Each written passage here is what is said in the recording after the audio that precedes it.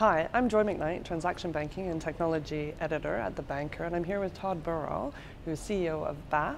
Thanks so much for joining us, Tod. Thank you. BAFT held its General Council earlier, just before Sibos began. What were the main topics under discussion there? So this was our 7th annual Global Councils meeting, which we do. It's a half day of thought leadership.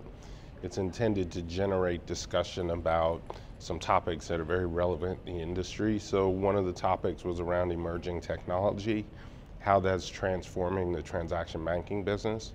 Another topic was around trade-based money laundering and some of the things that are happening, some of the schemes that are being used, how banks need to be more aware of what these schemes are, and then also looking at the internationalization of the RMB, which of course is very relevant for this market. And do you think those were also the main topics here under discussion at Sibos, or do you think something else came to the fore? Well, I think clearly technology, innovation, non-bank innovation in this space was definitely a relevant theme for Sibos.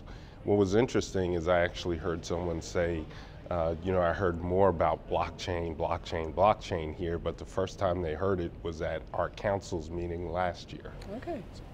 Oh, that's very interesting. And then, BAFT is also launching its own sort of FinTech and Innovation Council. Can you tell us a little bit about that? Sure. So as a board, we discussed where is the industry going and how can we continue to add value to our members. And we see that what's happening is the financial services industry is really an ecosystem.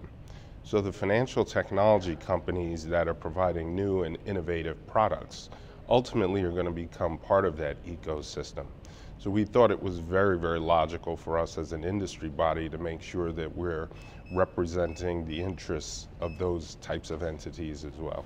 Excellent. And you're also looking to hire a senior vice president for innovation and payments. Yes. What would their remit be?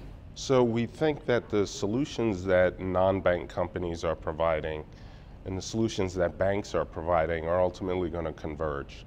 And part of that is going to involve the need for raising the awareness of what the new solutions are, what the new technology is. So part of the role of that individual will be education and awareness of the community. We also think that as the new technology starts to take hold, there'll need to be another evolution of regulation, both to adapt existing regulation to fit the new methods of how transactions are done, as well as give consideration for new risks that may emerge from using different methodologies. So this person will be focused on trying to anticipate what that is and helping to foster that dialogue with regulators. Excellent. And next year, Sibos will be in Geneva, so back in Europe. Do you think we'll be talking about the same things, or do you think other things will come to the fore? So I definitely think innovation will continue to be a key topic. But what I anticipate happening is ultimately we're going to start talking about people again. Because one of the challenges banks have had, certainly since the crisis, is that they've had to become much more focused on control, on risk, on process, and that's not quite so innovative. So now that the pendulum is sort of swinging back towards innovation, I think there's going to be a run for new talent in the industry. And the ones that are really successful are going to be able to attract new talent, develop new talent, and come up with different ideas. Excellent. Well, I hope you have a good rest of the conference, and we'll see you next year in Geneva. Thank you.